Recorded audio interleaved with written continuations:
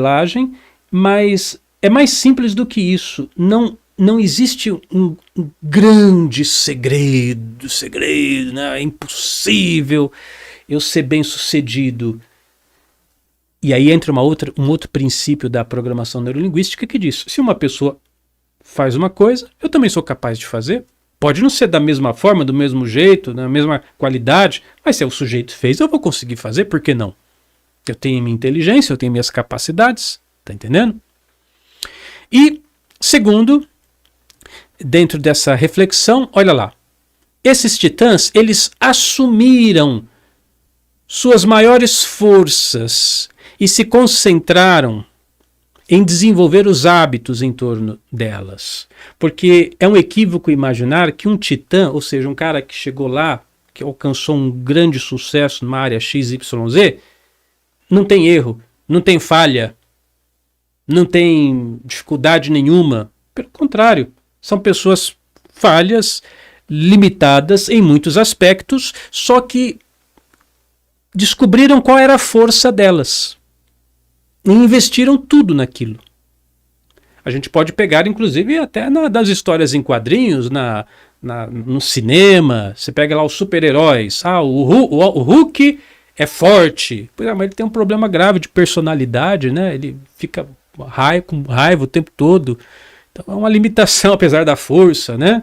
O super-homem é forte, mas bastou ter uma kryptonita lá, o coitado cai, não aguenta pegar uma pena se tem uma kryptonita por perto. O Flash, ele é rápido, mas tem problemas familiares gravíssimos, viu a mãe morrer, o pai sendo acusado da morte da mãe, tem transtornos psicológicos. O Batman, preparado, vence qualquer parada. Pois é, mas ele tem traumas da perda do pai e da mãe, caiu lá no fusto, ficou traumatizado por aquilo. Então, todo herói, todo titã, tem a sua fraqueza, a sua limitação.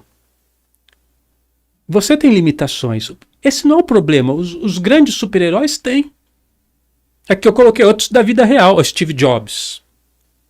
Steve Jobs tinha um grande problema de personalidade. Ele era, né, muito criterioso, muito cri-cri, como diz aqui na minha terra, fazendo alusão ao meu nome.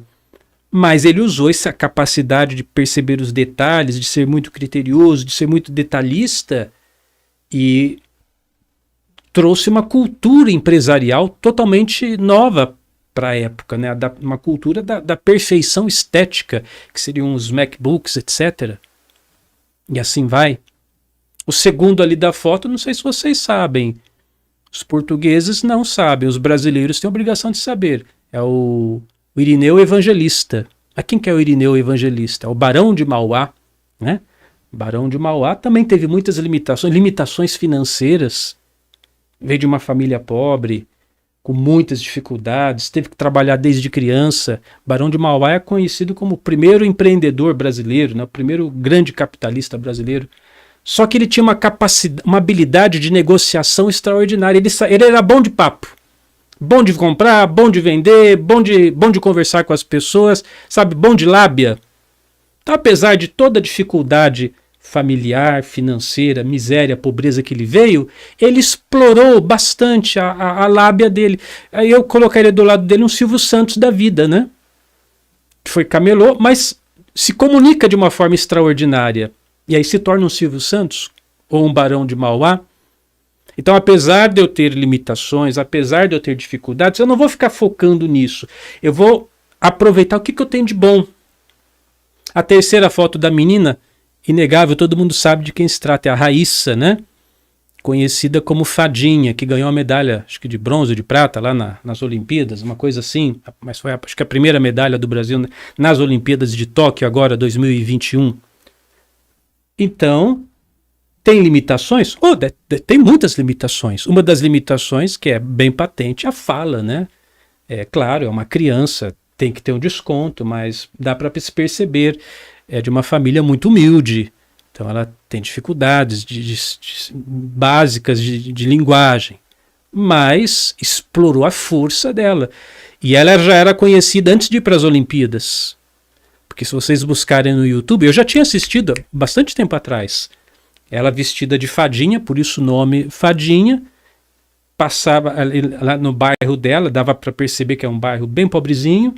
Então, com o skate dela, descia na escada e caía, aí levantava, descia de novo, caía, aí de novo, e o pessoal dava risada, porque ela estava vestida com aquela sainha de bailarina, né? Com as asinhas assim, em cima do skate, caindo o tempo todo. Mas era a força dela era o skate. Então, apesar da pobreza, da situação de dificuldade, como eu falei, até dificuldade de expressão linguística, mas qual que era a força? Andar de skate. Então aposta nisso, investe nisso, e faz isso, e concentra nisso. E vai, né? Aí virou atleta olímpica. Trouxe orgulho para o Brasil, a primeira medalha que o Brasil ganhou lá. E o último aí da fila, quem não conhece o Walt Disney, né? Também com muitas dificuldades de fala, para muitos que não sabem, dificuldades financeiras, das mais diversas, mas ele sabia o quê? Ele sabia desenhar. Ele tinha uma grande imaginação, né? Uma capacidade criativa e sabia desenhar. Então ele investiu nisso. Eu sei fazer isso, eu sei desenhar. Então olha que interessante. E aí pega esses exemplos e os exemplos dos heróis da ficção.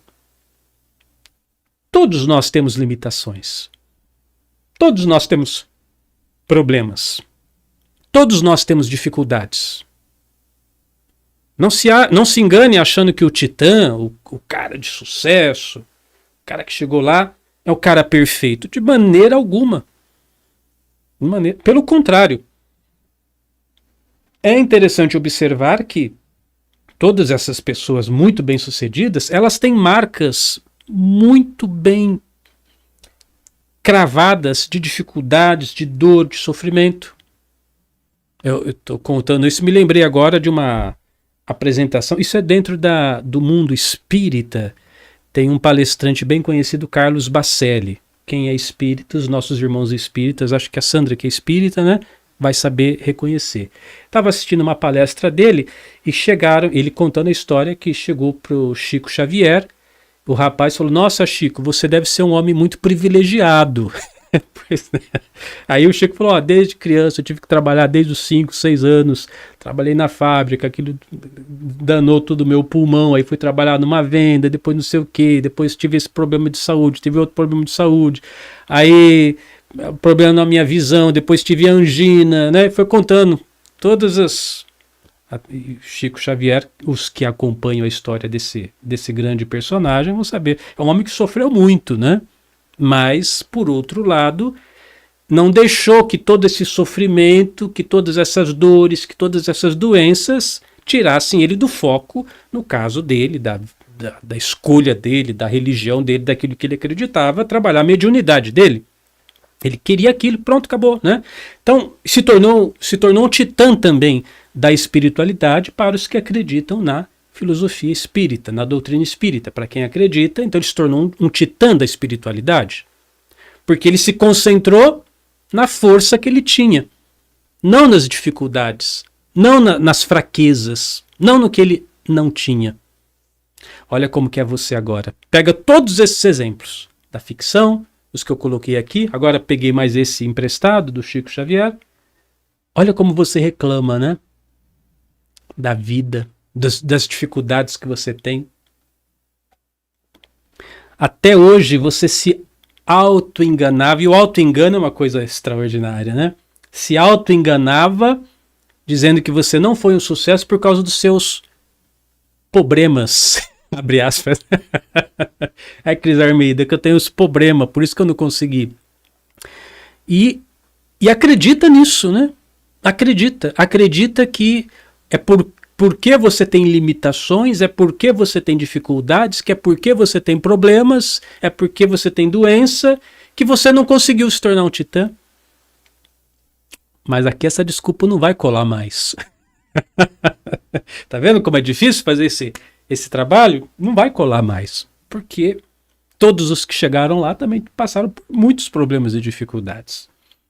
Tá certo?